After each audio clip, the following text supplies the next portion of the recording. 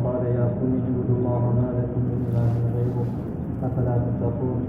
فقال الملأ الذين كفروا من قومه ما هذا إلا بشر مثلكم يريد أن يتفضل عليكم ولو شاء الله لأنزل ملائكة ما سمعنا بهذا في آبائنا الأولين إن هو إلا رجل به جنة فتربصوا به حتى حين. قال رب انصرني بما كذبون. فأوحينا إليه أن اصنع الفلك بأعيننا ووحينا فإذا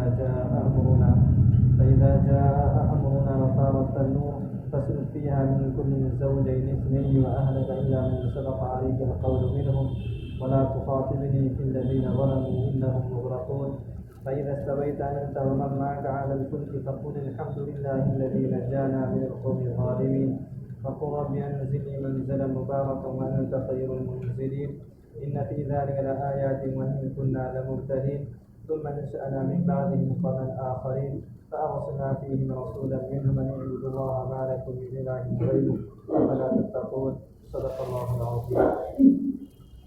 محترم بزرگوں اور دوستوں، ان آیتوں میں اللہ تبارک و تعالیٰ نے حضرت نوح علیہ السلام کے واقعے کو مفصل مجملاً بیان کیا.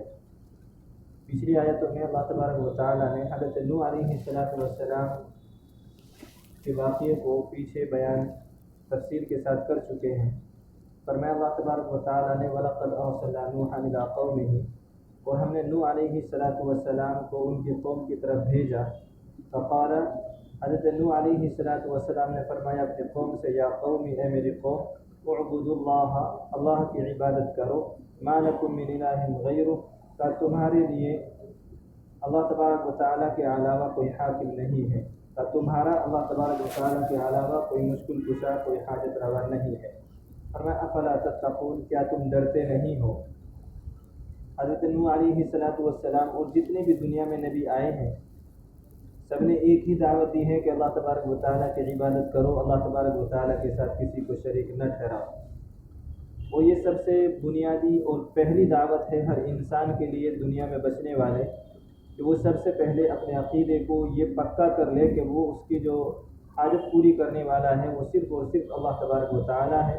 اس کے ہاتھ اگر اٹھے تو صرف اور صرف اللہ تبارک و تعالیٰ کے سامنے، اس کی پیشانی جھکے تو صرف اور صرف اللہ تبارک و تعالیٰ کے سامنے. تو فرمایا ما لکم من الہ غیرہ، کا تمہارا کو اللہ تبارک و تعالیٰ کے علاوہ کوئی مالک نہیں ہے. افلا تتقون، کیا تم ڈرتے نہیں ہو؟ فقال الملأ الذین کفروا من قومہ، تو سرداروں نے یہ بات حضرت نوح علیہ السلام کی سن کر کے، تو سرداروں نے کہا جو کافر تھے حضرت نوح علیہ السلام کی قوم کے، ما ھذا الا بشر مثلکم، کہ یہ تمہاری طرح ایک انسان ہی تو ہے. یرید ان یتفضل علیکم، کہ یہ چاہتا ہے تم پر اپنے آپ کی فضیلت، اپنے آپ کی بڑائی چاہتا ہے. کہ حضرت نوح علیہ السلام تمہاری طرح ایک انسان ہے تو اللہ کا رسول کیسے ہو سکتا ہے؟ کہ اس کا کوئی مقصد نہیں، اس کا صرف اتنا مقصد ہے کہ وہ تم سے اعلیٰ ہو جائے، تم سے اونچا ہو جائے. کہ یہ حضرت نوح علیہ السلام کا مقصد ہے. وَلَوْ شَاءَ اللَّهُ لَأَنزَلَ مَلَائِكَةً، اور فرمایا اور اگر سرداروں نے کہا اور اگر اللہ تبارک و تعالیٰ چاہتا تو فرشتے کو اتار دیتا، تو حضرت نوح علیہ السلام کی جگہ فرشتے کو نبی بنا کر کے بھیج دیتا. مَا سَمِعْنَا بِهَذَا فِي آبَائِنَا الْأَوَّلِينَ، کہ ہم نے تو اپنے باپ داداؤں سے، اگلے باپ داداؤں سے اس کے بارے میں کچھ بھی نہیں سنا کہ نبی جو ہوں گے وہ انسانوں میں سے ہوں گے، کہ ہم نے تو اس کے بارے میں کچھ بھی نہیں سنا. تو اس کا مطلب یہ ہے کہ یہ نبی نہیں ہے. قوم کے سرداروں نے اپنی قوم کو یہ سمجھانا شروع کر دیا کہ ان هو الا رجل به جنہ، تاکہ یہ صرف ایک انسان ہے، ایک آدمی ہے کہ جس کو جنون سوار ہو گیا ہے، جو مجنون ہو گیا ہے، کہ اس کے علاوہ کچھ بھی نہیں. کہ فتربصوا به، کہ اس کا تھوڑی دیر انتظار کرو، کچھ وقت تک، حتی حین، کہ یہاں تک کہ کچھ وقت آ جائے تو کچھ وقت تک انتظار کرو، کہ جتنا ہی دعویٰ کر رہا ہے سب کچھ ختم ہو جائے گا اور وہ جھوٹا ہو جائے گا اور یہ سب کچھ بند ہو جائے گا. کہ یہ نوح علیہ السلام کے کچھ دنوں تک انتظار کر لو. قوم کے سرداروں نے اپنے قوم کو یہ سمجھانا شروع کر دیا.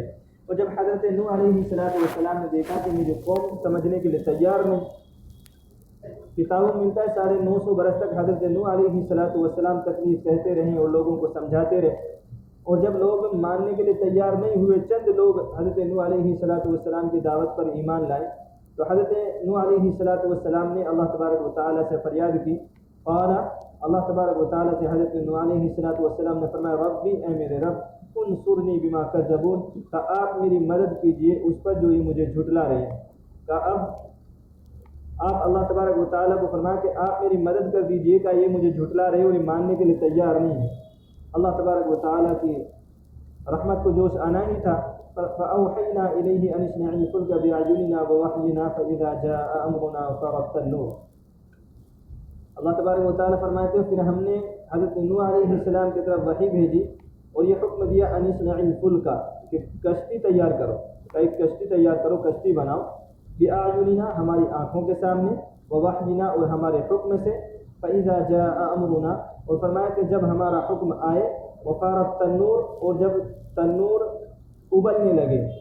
اللہ تبارک و تعالیٰ نے حضرت نوح علیہ السلام کو کشتی بنانے کا حکم دیا کہ ایک کشتی تیار کرو۔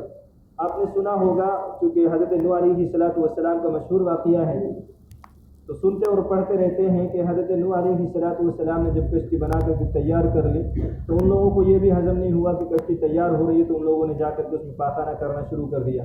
کتابوں میں ملتا ہے کہ اس کو پورا بھر دیا ان لوگوں نے۔ جب حضرت نوح علیہ السلام گئے وہاں جا کر کے دیکھا کشتی کو، تو اللہ تبارک و تعالیٰ سے فریاد کرنے لگے دل ہی دل میں کہ اب میں کیا کروں؟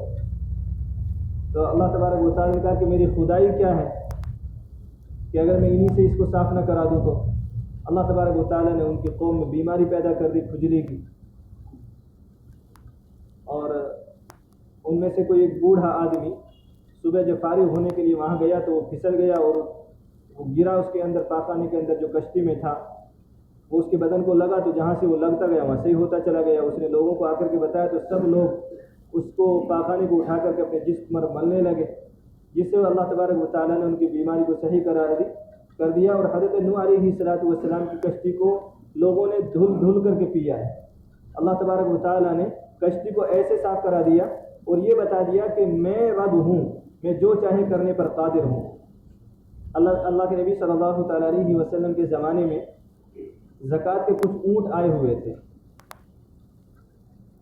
کچھ وہاں مہمان آ گئے، انہوں نے کہا کہ ہم یہاں ٹھہرنا چاہتے ہیں۔ اللہ کے نبی صلی اللہ تعالیٰ علیہ وسلم کی اور عرب والوں کی آج بھی عادت ہے کہ مہمان کی مہمان نوازی کی جاتی ہے، تو ان کو ٹھہرانے کا وہاں حکم دے دیا گیا۔ تو ان کو موقع لگا رات میں تہجد کے وقت، وہ جو زکوٰۃ کے اونٹ آئے ہوئے تھے ان کو لے کر کے چوری کر کے بھاگنا شروع کر دیا۔ جیسے دیکھا کہ اونٹ نہیں ہے وہ لے کر کے چلے گئے، تو اللہ کے نبی صلی اللہ تعالیٰ علیہ وسلم نے حضرت جعفر ابن طیار، ان کا طیار لقب یہیں سے پڑا، طیارہ کہتے ہیں اڑنے کو، ہوائی جہاز کو، وہ دوڑتے اتنا تیز تھے جیسے ہوائی جہاز دوڑتا ہے اڑتا ہے، اتنی تیز حضرت جعفر ابن طیار دوڑا کرتے تھے۔ تو اللہ کے نبی صلی اللہ تعالیٰ علیہ وسلم نے ان کو حکم دیا، وہ گئے اور جا کر کے دوڑ کر کے ان کو پکڑ کر کے لے کر کے آ گئے۔ اللہ تبارک و تعالیٰ نے ان کو ایک بیماری دی، ان کے پیٹ پھولنے شروع ہو گئے۔ اللہ کے نبی صلی اللہ تعالیٰ علیہ وسلم کو خبر دی گئی کہ کیا کیا جائے گا، جن اونٹوں کو لے کر کے گئے تھے کہ ان کو دودھ بھی پیو اور ان کا پیشاب بھی پیو۔ اللہ تبارک و تعالیٰ نے اونٹ کے پیشاب میں ان کی بیماری کی شفا رکھی۔